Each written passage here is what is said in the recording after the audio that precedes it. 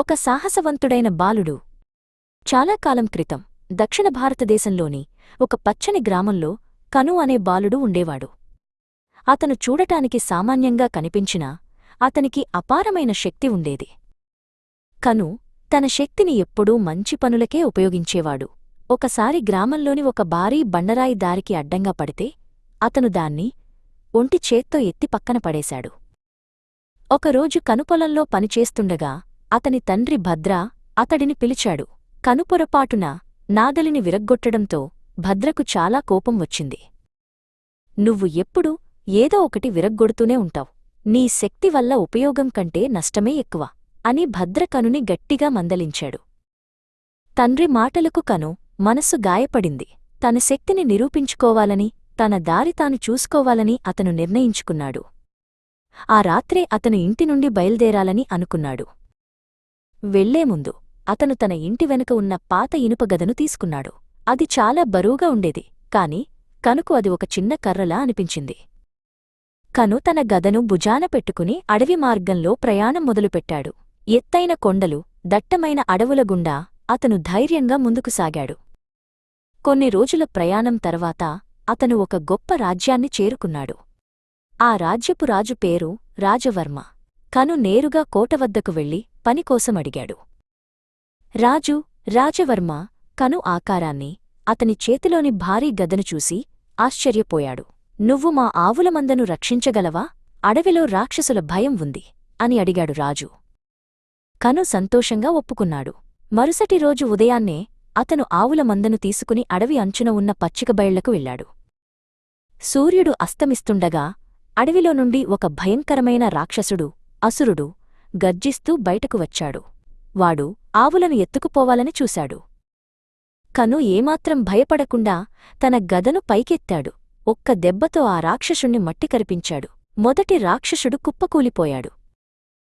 వెంటనే మరొక రాక్షసుడు కోపంతో కనుపైకి దూకాడు. వాడు మొదటివాడికంటే పెద్దగా, భయంకరంగా ఉన్నాడు. కను తన వేగంతో ఆ రాక్షసుడి దాడిని తప్పించుకుని గదతో వాడి మోకాళ్లపై కొట్టాడు. రెండో రాక్షసుడు కూడా ఓడిపోయి పారిపోయాడు. అంతలోనే మూడవ రాక్షసుడు చెట్లమాటు నుండి వచ్చి కనుని వెనుక నుండి పట్టుకోవాలని చూశాడు. కాని కను చురుగ్గా తిరిగి వాణ్ణి గాలిలోకి ఎత్తి విసిరేశాడు. తన ముగ్గురు కొడుకుల పరాజయాన్ని చూసి వారి తల్లి అయిన ఒక భారీ రాక్షసి అడవిని వణికిస్తూ ప్రత్యక్షమైంది. ఆమె పర్వతమంత పరిమాణంలో ఉంది.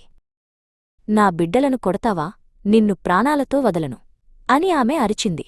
కను ఆమెతో పోరాడటానికి సిద్ధమయ్యాడు. ఆ పోరాటం చాలా భీకరంగా సాగింది. చివరకు కను తన శక్తిని అంతా కూడగట్టుకుని ఆమె నుదుటిపై గదతో బలంగా కొట్టాడు. రాక్షసి పెద్ద శబ్దంతో నేలపై పడిపోయింది. ఆ ప్రాంతమంతా ప్రశాంతంగా మారింది. ఈ లోక రాజ్యంలో ఒక విషాదం చోటు చేసుకుంది. రాజుగారి కుమార్తె సితారను 3 తలల రాక్షసుడు ఎత్తుకుపోయాడు. రాజుగారు చాలా ఆందోళన చెందారు. కను ఈ విషయం తెలుసుకుని వెంటనే ఆ 3 తలల రాక్షసుడి గుహవైపు పరుగెత్తాడు. దారిలో అతనికి అనేక అడ్డంకులు ఎదురయ్యాయి, కాని అతను ఆగలేదు. గుహ లోపల 3 తలల రాక్షసుడు సితారను బంధించి ఉంచాడు. కను లోపలికి వెళ్లి గట్టిగా గర్జించాడు. రాక్షసుడు తన 3 తలలతో భయంకరంగా నవ్వి దాడికి దిగాడు. 3 తలలతో పోరాడటం కష్టమైనా కను తన తెలివితేటలతో ఒక్కో తలను తన గదతో దెబ్బతీశాడు. రాక్షసుడు మరణించగానే సితారబంధ విముక్తురాలైంది. కను సితారను తీసుకుని తిరిగి వస్తుండగా రాజభవన సేవకుడు లోక ఎదురయ్యాడు. అతను కనును మోసగించి తానే రాజకుమారిని రక్షించానని పేరు కొట్టేయాలని చూశాడు. రాజదర్బార్లో లోక అబద్ధాలు చెబుతుండగా సితార అసలు నిజాన్ని వెల్లడించింది. నన్ను రక్షించింది ఈ వీరుడు కనుమాత్రమే అని ఆమె తండ్రికి చెప్పింది. రాజుగారు కను సాహసానికి మెచ్చి సితారతో అతనికి వివాహం జరిపించారు.